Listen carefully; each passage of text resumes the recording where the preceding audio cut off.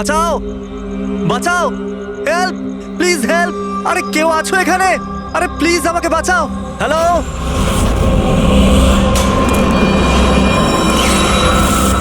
কেউ আছো এখানে? আরে কেউ তো বাঁচাও আমাকে। আরে কেউ কি শুনতে পাচ্ছো? আরে কেউ তো বাঁচাও আমাকে। আরে কেউ তো আমার আওয়াজ শুনছো? বাঁচাও।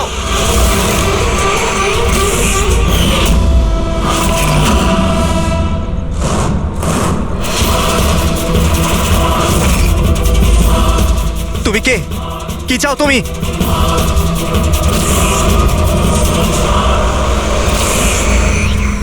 আরে বাঁচাও, বাঁচাও, বাঁচাও আমাকে, বাঁচাও। স্যার, আওয়াজ ওখান থেকে আসছে। বাঁচাও আমাকে। আরে কেউ কি আছো? আরে কেউ আছো এখানে? কেউ আমার কথা শুনতে পাচ্ছো? আরে আমার কথাটা তো শোনো। বাঁচাও।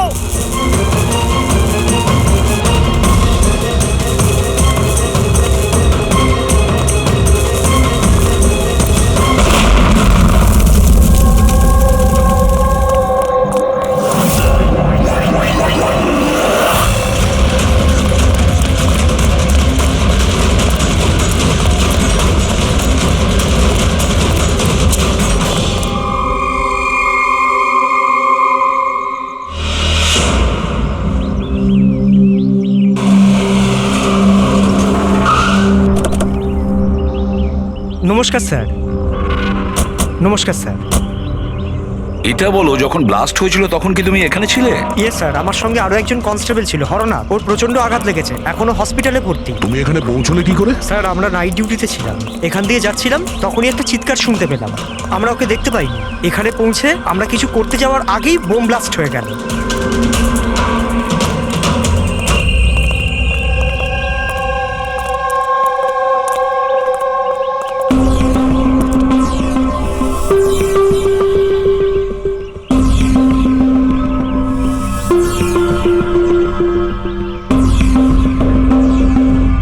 একটা কথা বলো আমায়, যখন তুমি এখানে এসেছিলে তখন তুমি এখান থেকে কাউকে যেতে দেখেছিলে বা পালাতে দেখেছিলে? হ্যাঁ স্যার, আমি ওকে তাড়াও করেছিলাম, কিন্তু ও পালিয়ে গেল। ও আমার আগেই ছিল, কিন্তু জানি না কেমন করে অদৃশ্য হয়ে গেল। আর এখানে হরনাথের অবস্থা ভালো ছিল না, তাই আমি ওর কাছে ফিরে এলাম। ঠিক করেছো তুমি, গুড ওয়ার্ক। পঙ্কজ, একটু ওদিকটা চেক করো, দেখো বোমের কোনো অবশিষ্ট অংশ পাও কিনা।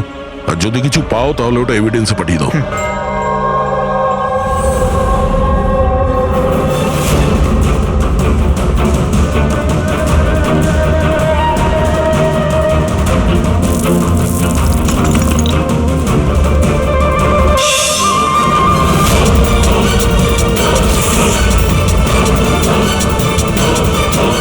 স্যার,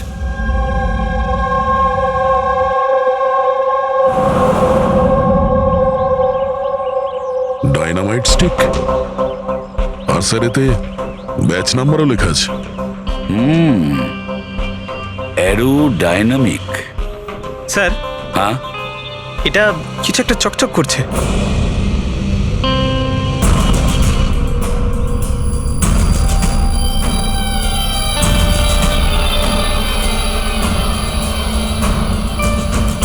দেখি একটু।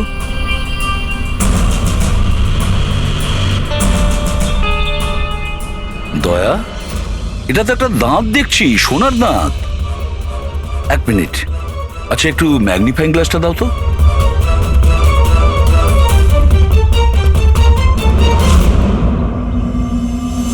দয়া, দেখো এতে কিছু লেখা আছে। হ্যাঁ স্যার, NK লেখা আছে। NK? আচ্ছা, এটা মরে যাওয়া লোকটার নামের ইনিশিয়াল নয় তো? হতেই পারে দয়া। এটা আবার হয়নি তো এই নামে যে আছে তাকে কিডন্যাপ করা হয়েছে? আর যদি কিডন্যাপ হয়ে থাকে স্যার, তো ওর বাড়ির লোক নিশ্চয়ই কোথাও না কোথাও কিডন্যাপ হওয়ার রিপোর্ট লেখাবে। হ্যাঁ, চেক করতে হবে, দেখতে হবে যে এই নামের কতজন ব্যক্তি নিখোঁজ হয়েছে।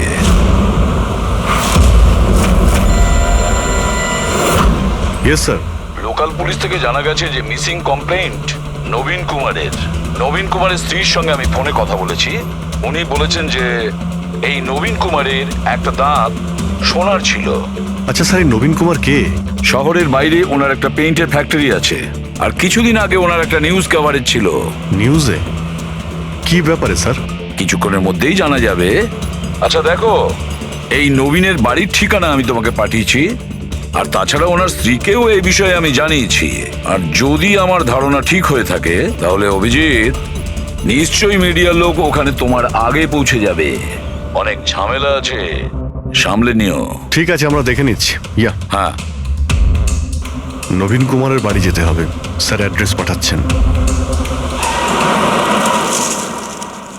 নবীন কুমার মুর্দাবাদ! নবীন কুমার মুর্দাবাদ! নবীন কুমার মুর্দাবাদ! নবীন কুমার মুর্দাবাদ! নবীন কুমার মুর্দাবাদ! নবীন কুমার মুর্দাবাদ! নবীন কুমার মুর্দাবাদ! নবীন কুমার স্যার স্যার স্যার আপনি কি নবীন কুমারকে পরে, arrest পরে। দেখেছেন স্যার? পরে বলছি। স্যার, CID পরে আপনারা আমাদেরকে কাজ করতে দিন, প্লিজ। কিছু তো বলুন না। আপনারা দেখি সরে যান, যেতে দিন দেখি। সরে যান, সরে যান বলছি। দেখুন, এইসব কিছু বন্ধ করুন আপনারা। দাঁড়ান। নাটক? স্যার, নাটক তো নবীন কুমার রচিয়ে রেখেছে আমাদের এই শহরে। স্যার, ওরা সবাই নবীন কুমার মারা গেছেন। He is no more. এই লোকটা মেরেছে আমার স্বামীকে। খুনি এরা সবাই। এবার বলবে নাকি জেলে ঢুকিয়ে দেবো? বলো, কেন করছো এইসব? স্যার, আমরা মারিনি স্যার। স্যার, নবীন কুমারের রঙের ফ্যাক্টরি আছে স্যার, যেখানে প্রতিদিন 1000 টনেরও বেশি বিষাক্ত আবর্জনা নদীতে ফেলা হয় স্যার। স্যার, আমরা তো আন্দোলনকারী, আমরা ওনার এগেনস্টে আন্দোলন করছি। স্যার, বিশ্বাস করুন, আমরা ক্রিমিনাল নই, আমরা সোশ্যাল ওয়ার্কার স্যার। মিথ্যে কথা, মিথ্যে বলছে। হুমকি দিয়ে রেখেছিল আমার স্বামীকে। রোজ রোজ হুমকি দিত। না স্যার, আমি কোনো ধমকি দিতাম না, সে তো কোনো অন্য লোক স্যার। কারা? কাদের কথা বলছো? স্যার, ওরা সেই সব লোকগুলোই যারা সোশ্যাল সার্ভিসের নামে খারাপ কাজ করে, ল ইন অর্ডারের মিসইউজ করে স্যার। স্যার, আমি আর আমাদের প্রোটেস্টার্স আমাদের মধ্যে কেউ নয় স্যার। কি ধরনের হুমকি আসতো আপনার স্বামীর কাছে? কি হয়েছিল? এ নাও চা। আরে বাহ, গরম গরম চা। আচ্ছা, ওই এনজিওটার কি হলো? ওই এনজিও তো বিরক্ত করে মারছে, ফ্যাক্টরিতে ওয়ার্কার্সদের কাজ করতে দিচ্ছে না। এখন তো জল অনেক দূর করেই গেছে, মনে হচ্ছে পুলিশকে ডাকতে হবে। শোনো, বাহ নবীন বাবু, আপনাদের মতো সৎ লোক আবার পুলিশদের কাছে যাচ্ছে নাকি? তুমি ভেতরে কি করে এলে? আপনাকে মনে করাতে এসেছি যে আপনি যেটা করছেন সেটা ভুল করছেন। এখনো সময় আছে, শুধরে যান। Shut up! বেশি তর্ক করো না, এখন এই ঘর থেকে বেরিয়ে যাও। I said get out! আর কোথায় কোথায় ঢুকতে দেবেন না, আর কাকে কাকে আটকাবেন। আমাদের মতো লোক আপনাদের মতো লোককে ভয় পায় না, বুঝতে পেরেছেন? আর কেন জানেন? কারণ আমরা আপনাদের মতো খারাপ কাজ করি না। আজ তো আমি আপনার ঘরে ঢুকেছি। যদি আপনি আপনার স্বার্থের জন্য অসহায় মানুষদের জীবন নিয়ে খেলা যদি বন্ধ না করেন, তাহলে আপনার ফ্যাক্টরিতেও ঢুকবো। তোমাদের মতো গুন্ডাদেরকে না আমি সিধে করতে পারি, আর এই ফালতু ধমকিগুলো না অন্য কাউকে গিয়ে দেবে। আমার যা করার আমি তাই করব, আর তোমার যা করার করে নাও। আমি ধমকি দিচ্ছি না, বোঝাচ্ছি। যদি এই উল্টোপাল্টা কাজ বন্ধ না করেন, তাহলে আপনার ফ্যাক্টরি তো আমি বন্ধ করিয়েই ছাড়ব। তুই আমার ফ্যাক্টরি বন্ধ করবি? হ্যাঁ, ফ্যাক্টরি বন্ধ করবি তুই আমার? শোনো, শোনো প্লিজ, প্লিজ তুমি শান্ত হও। আর আপনি ওকে বিরক্ত করা বন্ধ করুন। আপনি যান এখান থেকে প্লিজ। প্লিজ বলছো তুমি একে? হ্যাঁ, আমি তোকে লাথি মেরে বার করে দেবো। চল! এটা কোত্থেকে আওয়াজ এলো?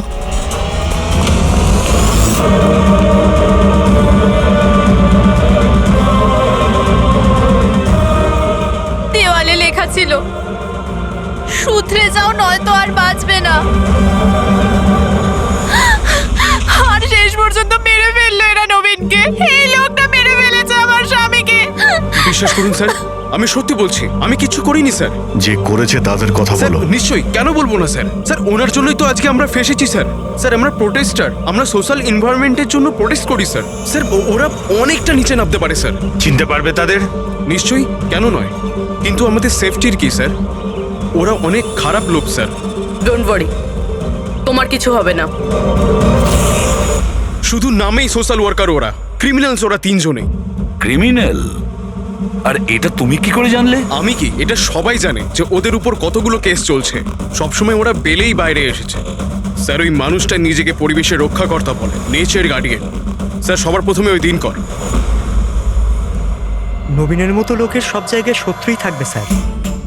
ওই বলে না স্যার, যেমন কর্ম তেমন ফল। তার মানে হ্যাঁ? কি বলতে চাইছো তুমি? কত নিরীহ মানুষের জীবন নষ্ট করেছে ও। হতে পারে তাদের মধ্যে থেকে কেউ বদলা নিয়েছে। তাদের মধ্যে কেউ কেন, বরং আমি তো বলছিলাম যে প্রতিশোধ তুমি নিয়েছো, তুমি ওকে মেরেছো। না স্যার, আমার সাথে ওর কোনো ব্যক্তিগত শত্রুতা ছিল না। আমি ওকে কেন মারবো? কারণ নবীনের কার্যকলাপে তুমি ক্ষুব্ধ ছিলে। কেন? স্যার, যদি আমার এরম কিছু করতেই হতো তাহলে আমি অনেক আগেই করে ফেলতাম। নবীন না জানি কত বছর ধরে আমাদের পরিবেশ দূষিত করছিল। তোমরা নিশ্চয়ই খুব আনন্দ পেয়েছো মিস্টার নবীন মারা গেছে শুনে। অন্য কেউ তোমাদের কাজ করে দিয়েছে কি? না স্যার, আমার ওর প্রতি কোনো মায়া ছিল না, কিন্তু আমি ওকে মারিনি। আমরা কি করে বুঝবো যে তুমি সত্যি বলছো? স্যার, যে সময়ের কথা আপনি বলছেন ওই সময় আমি ইউনিভার্সিটিতে লেকচার দিচ্ছিলাম। আপনি চাইলে ওই প্রফেসর দেশাইয়ের সঙ্গে কথা বলতে পারেন। ওই সময় আমি ওখানেই ছিলাম। স্যার, পল্লবী ওকে প্রায় দিনই দেখা যায় নিউজে কারুর না কারুর সাথে ঝগড়া করতে। স্যার, সোশ্যাল ওয়ার্কের ফিল্ডে আপনি যে কোনো কাউকে জিজ্ঞাসা করুন ওর ব্যাপারে, সবাই জানে যে ও কিরকম, ও নিজের টিম দিয়ে কিরকম উল্টোপাল্টা কাজ করায়। হ্যাঁ তো আমি ট্রেড অ্যাকাউন্ট করি, সোজাভাবে বললে লোকে বুঝতে পারে কই।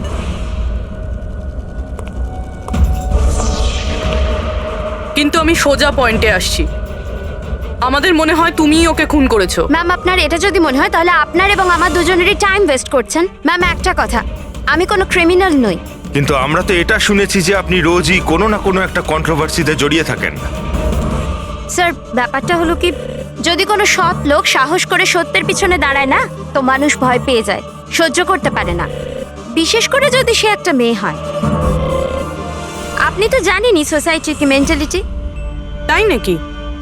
আমার তো আপনার মেন্টালিটি ঠিক মনে হয় না। কেন? শুধুমাত্র এই জন্যই যে আমি কাউকে ভয় পাই না? আপনাকেও নয়। এই জন্য আমি ক্রিমিনাল হয়ে গেলাম? এমনিতেও আমি কাল রাতে নিউজ লাইভের ডিবেটে ছিলাম, আপনি চাইলে চেক করতে পারেন। আমি চাইলেও নবীনকে খুন করতে পারতাম না। ম্যাডাম, আপনি কিন্তু এই কাজটা নিজের লোকদের দিয়ে করিয়ে থাকতে পারেন। তো ঠিক আছে, আপনার যদি এত কনফিডেন্স থাকে তো প্রুফ করে দিন, আপনি পাঠিয়ে দিন আমাকে জেলে। আর ওই প্রকাশ, ও প্রতিদিনই কাউকে না কাউকে গালিগালাজ করে নিজের সোশ্যাল ব্লগে।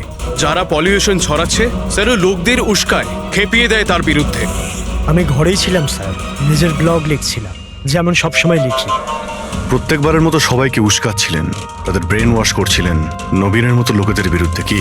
স্যার, নবীনের সাথে আমার কোনো ব্যক্তিগত শত্রুতা ছিল না, আর প্রকৃতির জন্য আমি অ্যাওয়ারনেস স্প্রেড করতেই থাকি। ব্যক্তিগত শত্রুতা না থাকলে তোমার সবকটা ব্লগে নবীনের নাম কেন থাকে? তাও টপ 4-5 জনের মধ্যে। কালকেও যে ব্লগটা লিখেছিলে সেখানেও নবীনের নাম ছিল না? হ্যাঁ স্যার, নবীনের নাম ছিল ওখানে। আর এই কথাটা আমি লুকোবই বা কেন? ও খারাপ লোক ছিল, কিন্তু এর মানে তো এটা নয় যে আমি ওকে খুন করে দেবো। কেন? কেন মারবে না? এরকম লোকেদের তো তুমি ভীষণ ঘৃণা করো, তাই না? তোমার মনে হচ্ছে তোমার পরিশ্রম বিফলে চলে যাচ্ছে, আর তারপরে নবীনকে এত বোঝানোর পরেও নবীন পরিবেশ দূষিত করে দিচ্ছিল, আর সেই জন্য তুমি রেগে যাও আর তারপরে নবীনকে শেষ করে দাও। আমি একজন রেসপন্সিবল সিটিজেন স্যার, কোনো ক্রিমিনাল নয় স্যার। আমার কাজ এটাই, আমার ব্লগের মাধ্যমে ঠিক আর ভুলের তফাৎ বোঝানো, কারোর ক্ষতি করা নয়। স্যার, ইন্টারোগেশনে তো কেউই কোনো ভয় পায়নি। হ্যাঁ, কোনো ভয় পায়নি ঠিকই। এই 3 জনের উপর কড়া নজর রাখতে হবে। কেন স্যার? ফেডরিক, ভয় একটা অদ্ভুত জিনিস। যদি ওই 3 জনের মধ্যে কেউ খুন করে থাকে তাহলে সে ভয় পেয়ে কিছু না কিছু গন্ডগোল করবেই, কোনো না কোনো ভুল সে নিশ্চয়ই করবে।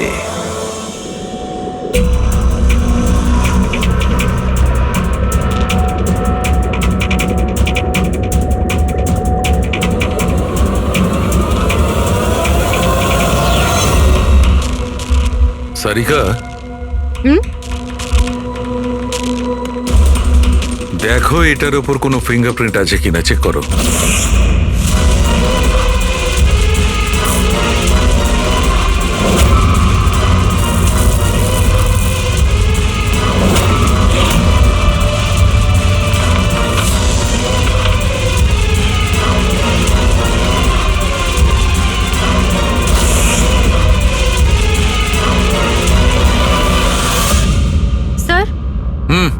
এটাতে তো কোনো ফিঙ্গারপ্রিন্টস নেই।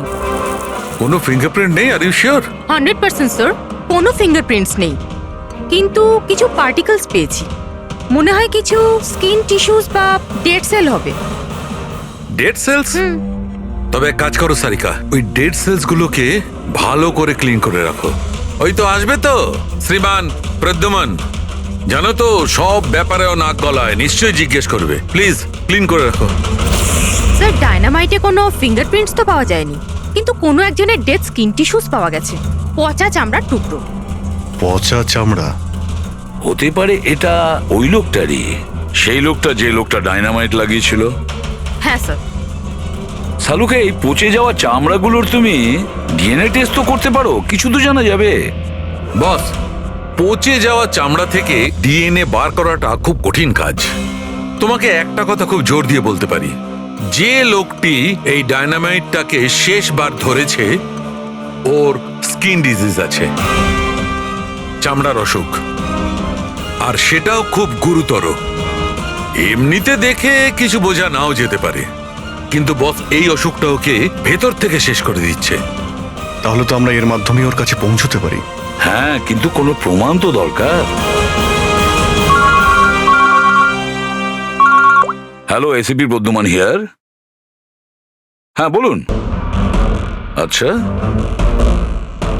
Good, thank you. কে? ডায়নামাইট ম্যানুফ্যাকচারার বলছিল ওরা রেকর্ড চেক করেছে, ওই ডায়নামাইট কোনো খনিকে বিক্রি করেছে ওরা। মানে মাইন সাইট? হ্যাঁ, মাইন্ড সাইট। এবার এটা খোঁজ নিতে হবে এই ডায়নামাইট মাইন্ড সাইট থেকে খুনি পর্যন্ত কিভাবে পৌঁছলো।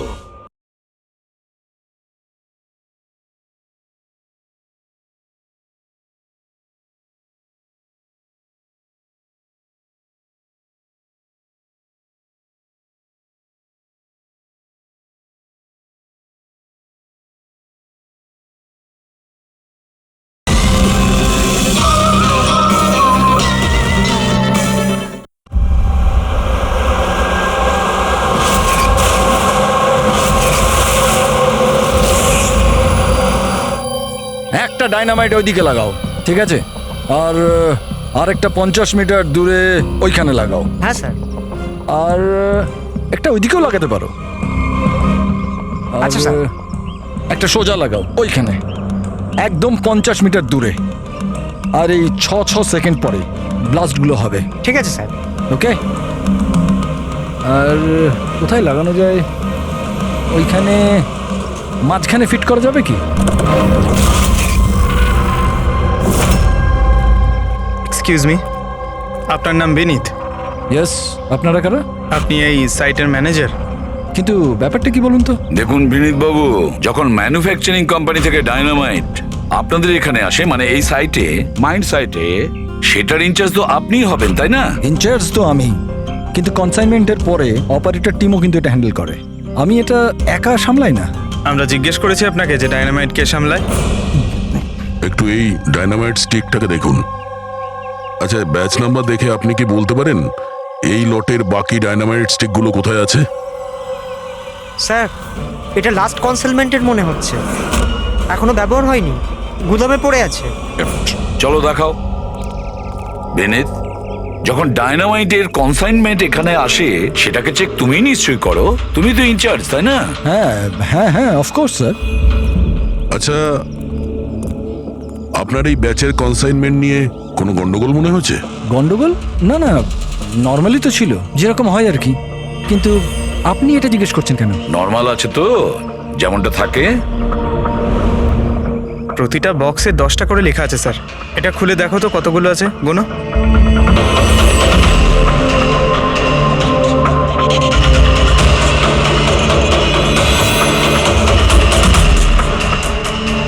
স্যার, একটা সেট কম আছে স্যার। আচ্ছা, এই ব্যাপারটা কি সেটা কি তুমি এখানেই বলবে, না একটু খাতির টাতির করার পরে মুখ খুলবে? স্যার বলছি, আমি সবসময় এই সেটগুলো জেলেদের বিক্রি করে দিতাম বম ফিশিং এর জন্য। মানে ইল্লিগাল ভাবে ব্যবহার করো এটাকে। আর এটার থেকে 6টা সেট আমি ওদেরকে বিক্রি করেছি। যাকে বিক্রি করেছো তাকে চেনো নিশ্চয়ই? স্যার, ও আমার রেগুলার কাস্টমার ছিল না, ও প্রথমবার এসেছিল, আর আমি ওর মুখটাও ভালো করে দেখিনি, কিন্তু স্যার ওর হাতের চামড়াগুলো অদ্ভুত রকমের হয়ে গেছিল। বোধহয় ও অসুস্থ ছিল। এর মধ্যে কাউকে চেনো? না স্যার, আমার মনে হয় না এদের মধ্যে কেউ ছিল। আরো একবার ভালো করে দেখো, হতে পারে ছদ্মবেশে এসছে। না স্যার, এদের মধ্যে কেউ নাই। ঠিক আছে, হয়তো আবার দ্বিতীয়বার দেখা হবে। স্যার, আমার মনে হচ্ছে যে আমাদের ওই লোকেদের লিস্ট বানাতে হবে যাদের এই ধরনের রোগ আছে। জানি ব্যাপারটা খুব মুশকিলের, কিন্তু ট্রাই তো করা যেতে পারে। না না, ট্রাই তো করতেই হবে দয়া। প্রত্যেকটা বড় বড় হসপিটাল আর ছোটখাটো নার্সিং হোম এবং ক্লিনিকগুলোতে গিয়েও খোঁজ নাও এরকম রোগের পেশেন্টের ব্যাপারে। হতে পারে আমাদের ভাগ্য যদি ভালো থাকে কিছু প্রমাণ আমরা পেয়ে যাব। Sir, let's go.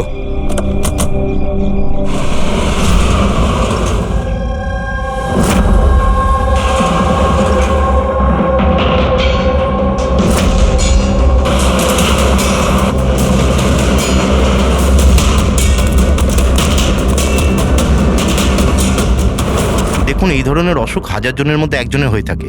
বলতে পারেন এই ধরনের পেশেন্টের লিস্ট অনেক বড়। অনেক পেশেন্ট জানতেও পারে, কিন্তু এর চিকিৎসা করায় না। এদের খোঁজা তো খুব মুশকিল। জানি, কিন্তু তবুও আমরা চেষ্টা করতে চাই। এই লোকটাকে পাওয়া আমাদের কাছে ভীষণ প্রয়োজন। দেখুন, আমি বুঝতে পারছি, কিন্তু এনভায়রনমেন্টাল ইনফেকশন কন্টিজিয়াস ডিজিজ, যেটা একটা মানুষের থেকে অন্য মানুষের মধ্যে ছড়িয়ে পড়ে, আর এটাকে সামলানো তো। এক মিনিট, কি বললেন আপনি? Environmental infection? হ্যাঁ, মানে আমাদের চারপাশের পরিবেশে হতে পারে এমন ইনফেকশন হাওয়া বা জল থেকে চারিদিকে ছড়িয়ে পড়ে। চলুন, আমি আপনাকে একটা পেশেন্ট দেখাবো। ছাড়ো আমাকে! কেন মারতে চাও আমাকে? ছেড়ে দাও আমাকে, যেতে দাও প্লিজ। দেখো, আমাকে যেতে দাও sir, please help me sir, help please, help sir.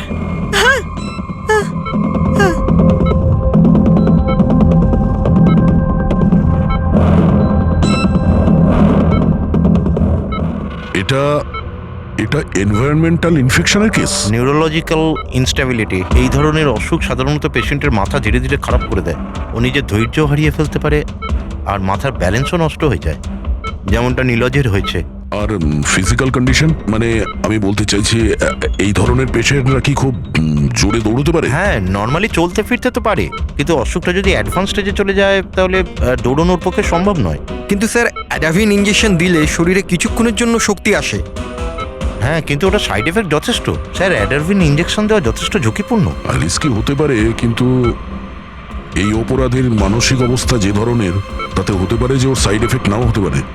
কিন্তু যদিও নীলজের মতো মেন্টালি আনস্টেবল হয়, তাহলে চিন্তা আপনাদেরকেই করতে হবে। তার মানে এটাই যে ও একটা খুন করে থাকলে দ্বিতীয়বারও খুন করতে পারে।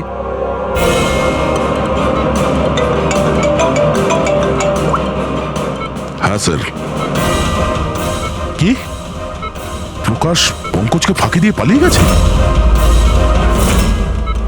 নো, ঠিক আছে, আমি দেখছি। হতে পারে এই প্রকাশ ভয় পেয়ে পালিয়ে গেছে, না হলে দ্বিতীয় মার্ডারের পরিকল্পনা করছে।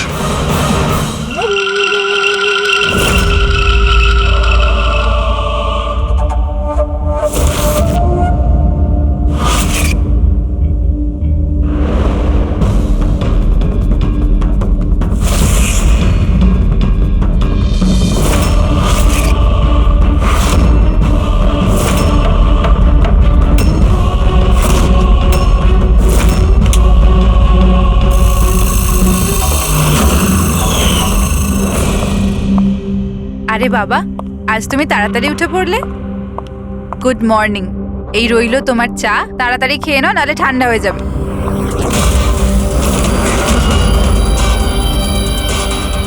এটা কার পা?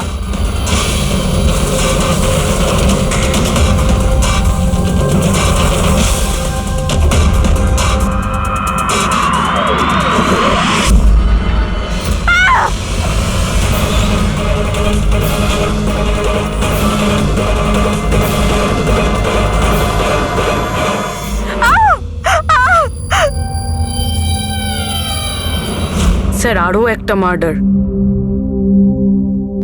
ওই ডক্টর ঠিকই বলেছিলেন, ওই খুনির মাথা খারাপ হয়ে গেছে, ওর মানসিক অবস্থা ঠিক নেই। স্যার, মনে হচ্ছে খুন করার একটা প্যাটার্ন বানিয়ে ফেলছে এই খুনি।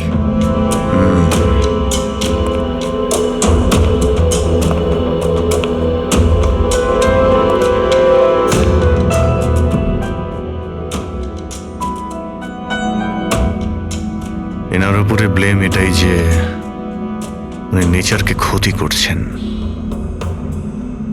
ইলিগাল ডিফরেস্টেশন, জমি হাতানোর জন্য ইলিগালি গাছ কেটে ফেলা।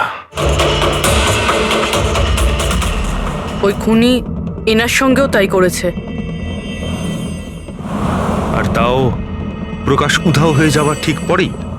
ওয়েপেন কি ব্যবহার করেছে? 100% চেইনস, না হলে হাড়ের সঙ্গে মাংসকে এইভাবে কেটে বডিটাকে দু টুকরো করা এত সহজ নয়। স্যার, যদি চেনস ব্যবহার করেই থাকে তাহলে আওয়াজ নিশ্চয়ই হয়েছিল। বাড়িতে কেউ না কেউ তো শুনবে। রাতে কে কে ছিল? আমার হাজবেন্ড তো কাজের জন্য বাইরে থাকে, বাড়িতে শুধু আমি, বাবা আর আমাদের চাকর ছিল। আপনি আপনি কোনো আওয়াজ শুনেছিলেন? না, কোনো আওয়াজ শুনতে পাইনি। রামানন্দবাবুর কারোর সাথে শত্রুতা বা কেউ কোনোদিন হুমকি দিয়েছিলেন ওনাকে?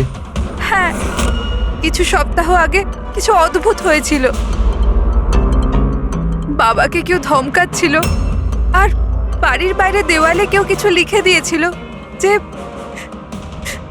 শুধরে যাও, না হলে তোমার সাথে ওরকমই হবে যেটা তুমি গাছের সাথে করো।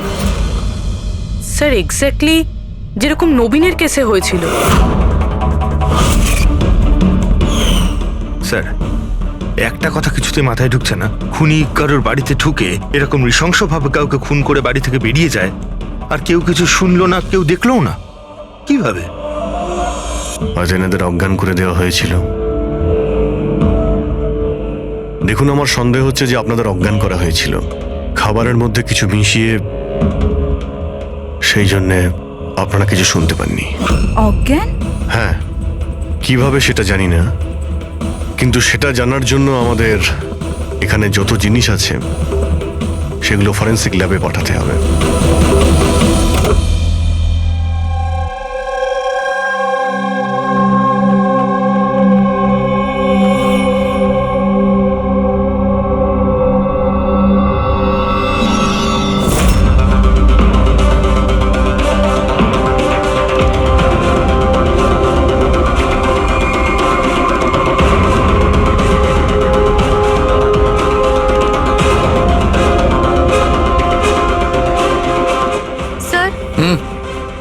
বাড়িতে যত রকম খাবার জিনিস ছিল চেক করে নিয়েছি, আর পানিও।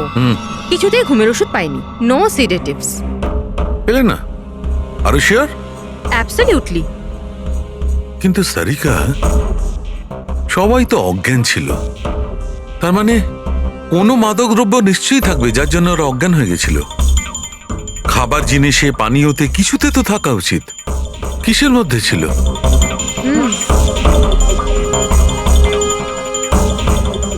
হ্যাঁ, মাদক দ্রব্য ছিল। এই এসিটার মধ্যে। এসিতে? ইয়েস, এই এসিতে মাদক দ্রব্য মেশানো হয়েছিল, আর এর হাওয়াটা ঘরের মধ্যে ঢোকা মাত্র মাদক দ্রব্য ছড়িয়ে পড়ে আর সবাই অজ্ঞান হয়ে যায়। হ্যাঁ, চেক ইট। ইয়েস।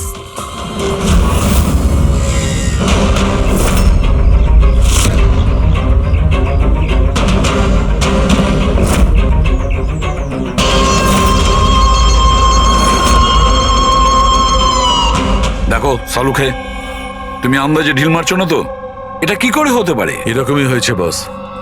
এসিতেই মাদকদ্রব্য ছিল। আমি ওই এসিটার ব্লোয়ারে, ফিল্টারে সব জায়গায় সেনেটিভ পেয়েছি, আর সেটাও খুব হাই ডোজে। মাই গড, এটা কি করে হতে পারে? বস, এসিতে সেনেটিভ ছিল মাদকদ্রব্য ঘরের মধ্যে ছড়িয়ে যায় আর সবাই অজ্ঞান হয়ে যায়। খুনি আসে আর বিনা বাধায় ওকে খুন করে ও চলে যায়, কেউ কিচ্ছু শুনতে পায়নি। আচ্ছা ঠিক আছে।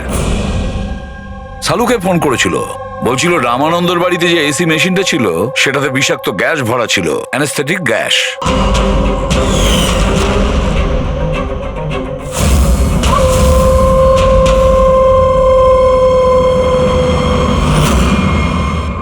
অ্যানাস্থেশিয়া দিয়ে লোকেদের ট্রিটমেন্ট করা হয় শুনেছি।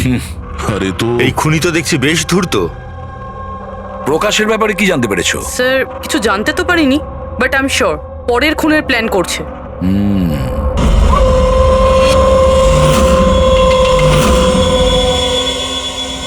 কিন্তু খুনি যদি অসুস্থ হয় তাহলে প্রকাশ তো ভালোই দৌড়িয়েছিল। স্যার এমনটাও তো হতে পারে যে অন্য কাউকে দিয়ে এই খুনটা করিয়েছে। তাহলে ও পালিয়ে গেল কেন? এই শব্দটা কিসের? চলো তো।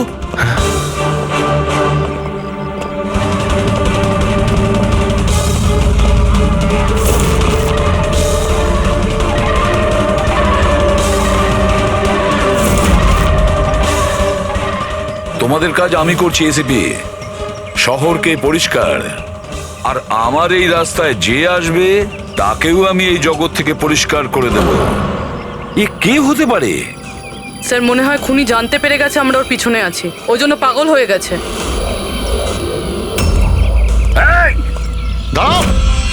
ধরো ওকে।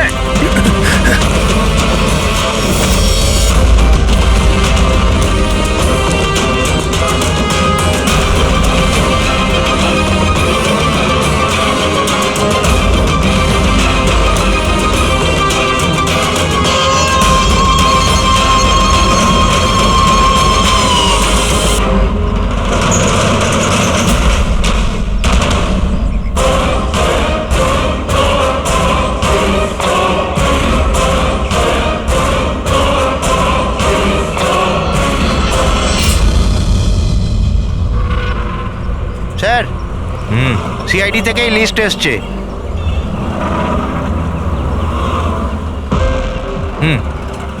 এরা তো ওই লোকগুলি যাদের নয়েজ পলিউশনের ধমকি দেওয়া হয়েছে। সখারাম, ওই ক্লাবের মালিককে মনে আছে? আরে যাকে কদিন আগে ধমকি দেওয়া হয়েছিল। কে স্যার? ও বীর। আচ্ছা সখারাম, ওর বিরুদ্ধে কোনো কমপ্লেন আছে নাকি?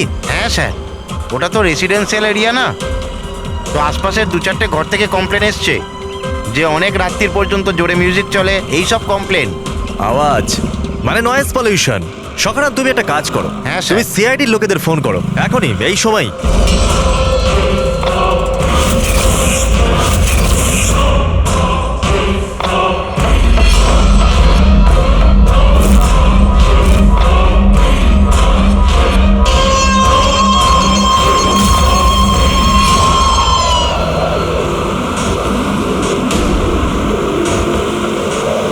তাড়াতাড়ি করো অভিজিৎ, তাড়াতাড়ি। স্যার আমরা অন দা ওয়ে। ও নাইট ক্লাবের মালিক, ওর নাম বীর। কিন্তু স্যার ব্যাপারটা কি? দয়া, লোকাল ইন্সপেক্টর থেকে জানা গেছে বীরকেও একই রকমের হুমকি দেওয়া হয়েছে, আর সেটাও শব্দ দূষণ করার জন্য। সরি স্যার, কিন্তু নয়েজ পলিউশন এটা একটু বেশি হয়ে গেল না? রবি, ওর মানসিক অবস্থা ঠিক নেই, এই খুনি যা খুশি করতে পারে। ডোন্ট ওয়ারি স্যার, ওই খুনি যদি ওখানে থাকে তাহলে এবারে আর আমাদের হাত থেকে বাঁচবে না স্যার। এই প্রকাশ কিন্তু এখনো নিখোঁজ, আর বীরের প্রাণ সংশয় রয়েছে। যে করেই হোক ওকে সুস্থ আর নিরাপদে আমাদের এখানে নিয়ে এসো।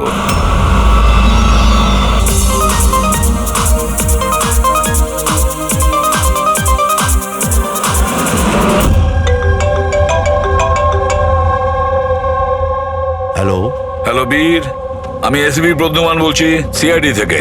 সিআইডি? কি হয়েছে স্যার? আমার কথা মন দিয়ে শোনো, তোমার প্রাণ সংশয় রয়েছে। কি মানে? মানে আমাকে কে মারতে চায়? দেখো বীর, যদি তুমি ক্লাবে থাকো তাহলে বাইরে কোনো মতেই যেও না। আমাদের অফিসার্স তোমার ওখানে যাচ্ছে তোমার সেফটির জন্য। আরো একটা কথা, ভিড়ের মধ্যেই থাকবে, লোকেদের মধ্যেই থাকবে, বুঝেছো? একা একদম থাকবে না।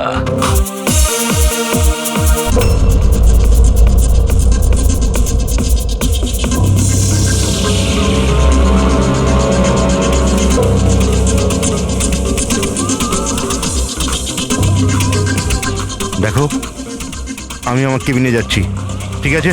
আর কাউকে ভেতরে আসতে দেবে না, বুঝেছো? কাউকেই ভেতরে আসতে দেবে না।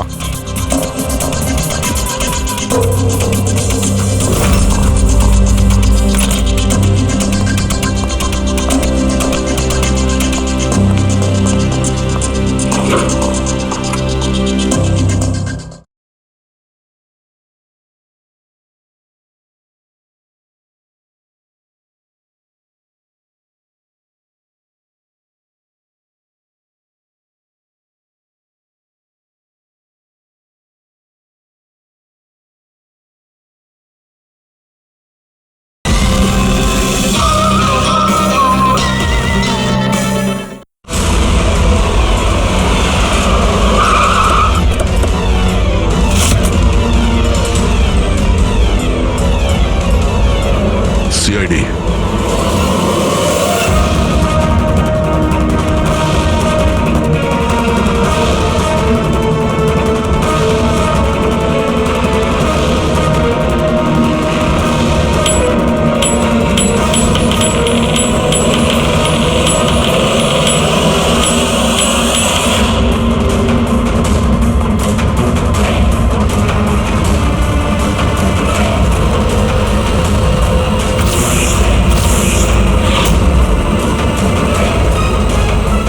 এ ভাই শোনো, এদিকে এসো। হ্যাঁ স্যার। বীর কোথায়? স্যার উনি কারুর সাথে দেখা করতে চান না। আমরা সিআইডি থেকে আসছি। কোথায় ও? আসুন স্যার।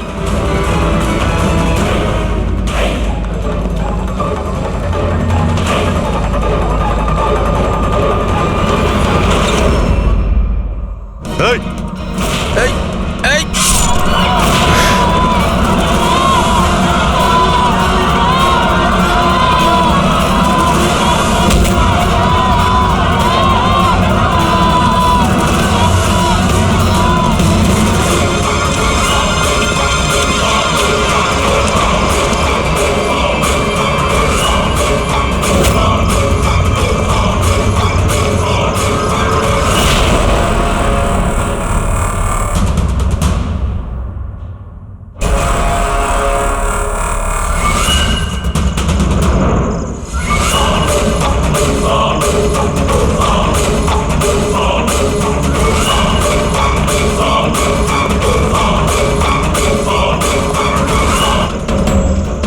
আরে গেল কোথায়?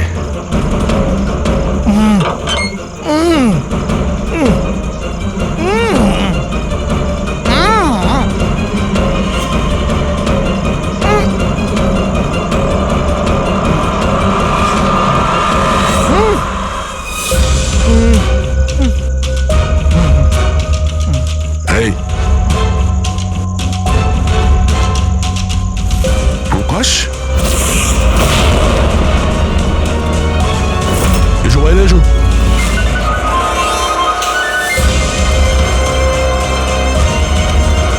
তুমি এখানে কি করছিলে? হ্যাঁ, আমাদের হাত থেকে বাঁচার জন্য কি এইসব করছিলে?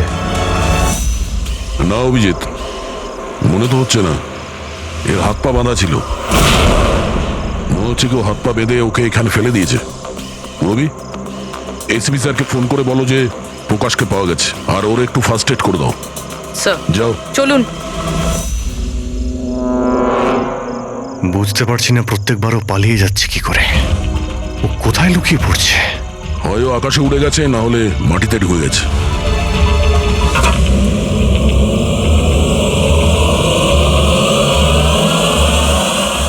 ও এখানেই আছে দয়া, এইখানে। কি? এইখানে।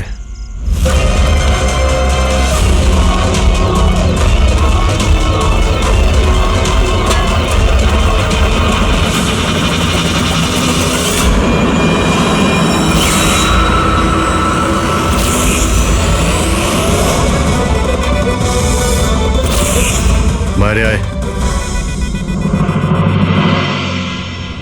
কি খুন করার সময় নিজের হাত তো কাঁপেনি, এখন কেন কাঁপছে? জেলে যাবার ভয়? এই অ্যাড্রিনালিনের অ্যাকশন শেষ হয়ে গেছে। যে ইঞ্জেকশন নিয়ে তুমি পালাচ্ছিলে তার কাজ কিন্তু শেষ হয়ে এসেছে। এবার তুমি মুখ খুলবে নাকি মুখ খোলার জন্য একটা ইঞ্জেকশন দিতে হবে। আমি কোনো মজা পাই না ইঞ্জেকশন নিতে। এটা আমার এক বাধ্যতা, যেটা আমাকে নিতে হয়। একটা সময় ছিল যখন আমি শক্তিশালী এবং মজবুত ছিলাম, কিন্তু আমার একদিন খারাপ সময় এলো আর আমি একটা রোগে আক্রান্ত হলাম। ফ্যাক্টরি আর ওখান থেকে নির্গত বিষাক্ত ধোঁয়া আর আবর্জনা, যে পলিউশন ছিল তাতে কয়েক লাখ লোক ইনফেক্টেড ছিল। জানি না রোজ কত পেশেন্ট আসতো। ওদের সাথে থাকতে থাকতে আমিও অসুস্থ হয়ে পড়েছিলাম। এই রোগটা কবে হয়েছিল আপনার? 6 মাস আগে। আর এই 6 মাসে এই রোগ তোমার শরীরের সঙ্গে সঙ্গে তোমার মাথারও ক্ষতি করতে শুরু করে দিয়েছে। তুমি জানো তুমি কি করেছো? হ্যাঁ, আমি কারোর কোনো ক্ষতি করিনি, ক্ষতি করেছে ওরা। হাওয়া, জল সবেতে বিষ মিশিয়ে দিয়েছিল। ব্যাস, তখনই আমি ঠিক করেছিলাম যে লোকেরা আমার এই অবস্থা করেছে তাদের আমি ছাড়বো না। আমি বদলা নিয়েই ছাড়বো। আর সেই কারণে তুমি বিএমসিতে চাকরি নিয়েছিলে, যাতে এই শহরের পুরো ড্রেনেজের নকশাটা তুমি জানতে পারো। তারা সুযোগ নিয়ে তুমি ওখান থেকে পালিয়ে যেতে, আর আমাদের মনে হতো যে কোথায় তুমি হঠাৎ করে অদৃশ্য হয়ে গেলে।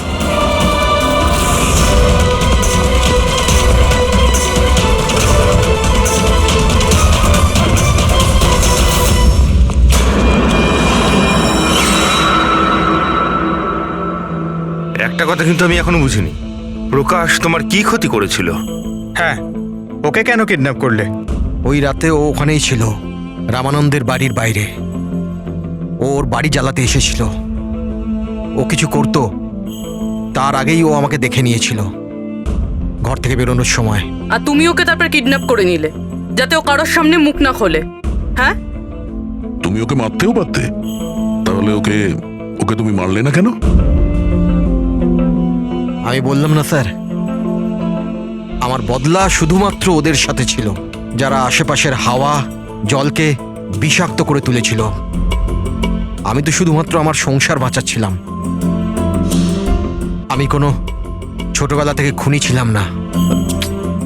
এই দায়িত্বটা তোমাকে কে দিয়েছিল? শোনো, তোমার এই প্রতিশোধের আগুনে এতগুলো লোকের প্রাণ গেছে। এই কাজটা তোমার একদমই করা উচিত হয়নি। খুব অন্যায় করেছো তুমি। আইন তোমাকে কোনোদিন ক্ষমা করবে না। কঠোর থেকে কঠোরতম শাস্তি হবে তোমার।